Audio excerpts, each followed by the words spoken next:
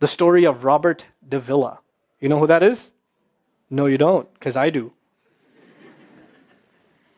3 months ago, I gave khutbah in Fort Worth. I haven't been to that masjid in 4 or 5 years, and they invited me for some reason, and I went. And I gave khutbah there. My khutbah was about dua.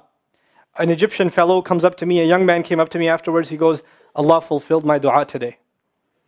And I said, what's your dua? He said, my dua was that Nouman Ali Khan should meet Robert de Villa.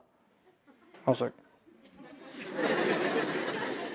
are you Robert de Villa? He goes, nope, I am not Robert de Villa. Robert de Villa is my friend. But I think Allah is fulfilling my dua. I was like, fire away, I want to know. Robert de Villa is a young man who lives in a town 40 minutes past Fort Worth. He was a farmer, young guy. And he was hit with some sort of genetic disorder that kicked in later on in his life, and he became paralyzed from the neck down. And he lives in a nursing home. Most people in that nursing home are 90 years, 100 years. They're really, really old people. And then there's, his room where he's paralyzed neck down. He's the only 30-something-year-old that is in the nursing home, okay? And he's been in that nursing home for the last 10 years. His family got a computer for him that's voice activated, so he can give voice commands, put a headphone on and Google stuff and search stuff so he can surf the web and find information. In his room, and by the way, staunch Christian family, the minister comes and prays for him every week and things like that. And his best friend was in the bed next to him. One of his best friends. He became best friends because he met him at the nursing home. This person was also paralyzed and he needed a new liver. Okay? A liver transplant. He was waiting for a liver transplant. And they used to talk about, God and things like that all the time. They were good friends. Finally, his best friend got a call that there's a donor available for the liver. So he's so excited. He goes, Robert, I'm going to miss you, but I'm going. I've got a donor. So they take his friend and they go into the operation, and his friend died at the operating table. Now his friend, who's also a Christian, the deceased friend, his sister, took one of the amulets of his friend, a crucifix, and she gave it as a gift to Robert. This is a reminder of your old buddy. So he hung it on the side of his hospital bed. Robert de Villa lives a pretty decent life in there. The nurses take care of him. He's a happy guy.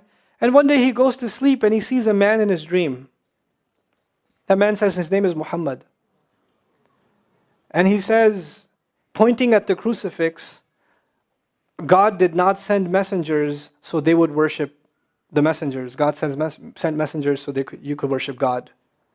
And Jesus was just a man. He walked in the markets and he ate food. He walked in the markets and he ate food, and the dream stopped.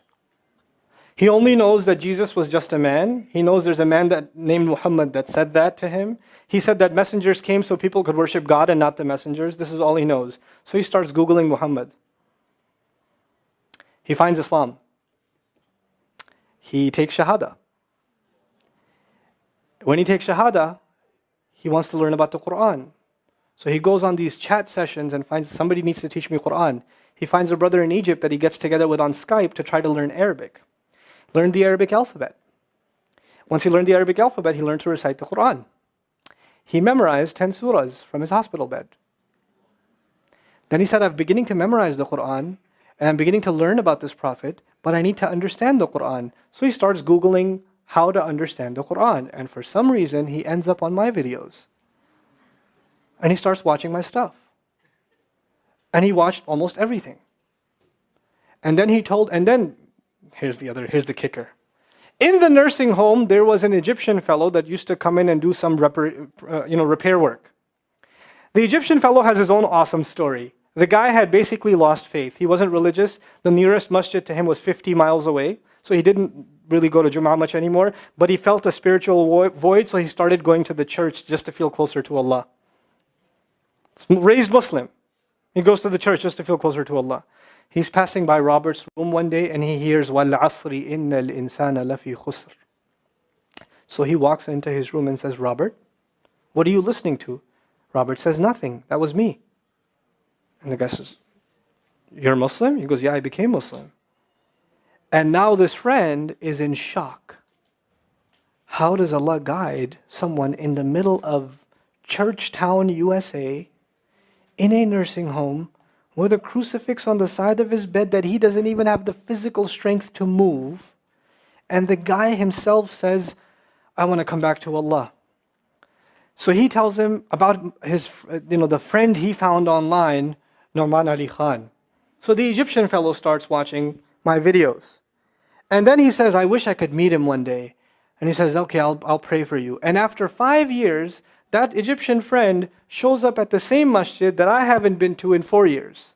And after Jum'ah says, I think Allah wants to fulfill my friend's dua and my dua. So I said, I think He does. Let's go. So I took a few of us and we went. And we met with Robert. We had a beautiful conversation with him. And inshallah, for Eid, we're going to go to his nursing home again. The nursing home was pretty shocked. You're all here to meet Robert? I was like, yep. Why do you want to meet him? He's an inspiration. We're like, okay, let me check if we can. And they had to call the hospice administrator and all this stuff. And then eventually let us in. And Robert's in shock. And then I meet with Robert, we're talking, and I was like, hey, Robert, so I heard you memorize some surahs. He says, yeah. Can you recite one for me? So he recited Surah Al-Asr. Not one of us was not crying. We're just in tears. When somebody turns to Allah, don't worry about the means. Guidance will come. Balance will come. I want to tell you some more about Robert because young guys are here. Young guys that play basketball. Young guys that are healthy. Young guys that have ambition. I told you, what's his paralysis? From where to where? Neck down. He has a special wheelchair that has to hold pretty much every part of his body in place. He can't just sit in a wheelchair. It holds his neck and it holds every other part of his body in place because he has no control over his limbs.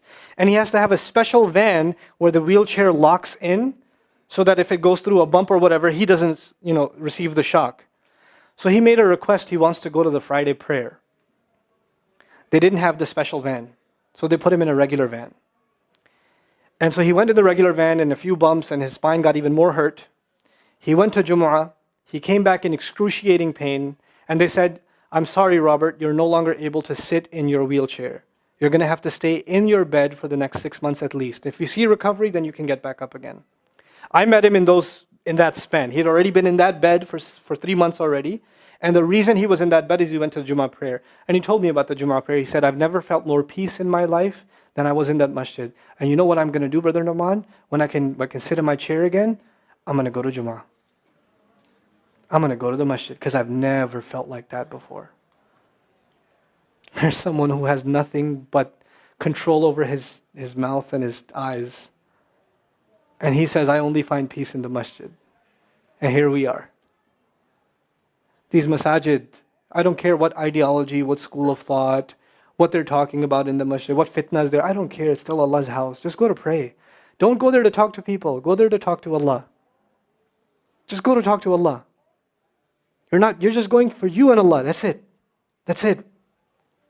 Other things will come, but you're not going for them. You're just going there to find peace. You'll become different people. If Allah can guide Robert Davila, Allah guide everybody. And then he said, sometimes I wonder why Allah put me in this position. And then I say to myself, what am I kidding? Allah has given me so much. I am so grateful for what He gave me. And if this is the way He was going to bring me to Islam, it's all worth it. So worth it. You have Muslims that lose a little bit of health. And they say, why is Allah doing this to me? And this man, if you would think, nowadays atheists argue because of suffering, there's no God. If one man has in a position to say, I don't believe in God. If there was a guy, why would I be in this position? It would be Robert Davila. That guy would say, I don't believe in God. If there was one, why would I be in this mess? And yet he's in this position, and I've never seen a face with more nur. Never. I've never seen a face that has more contentment on it. He's so satisfied with life.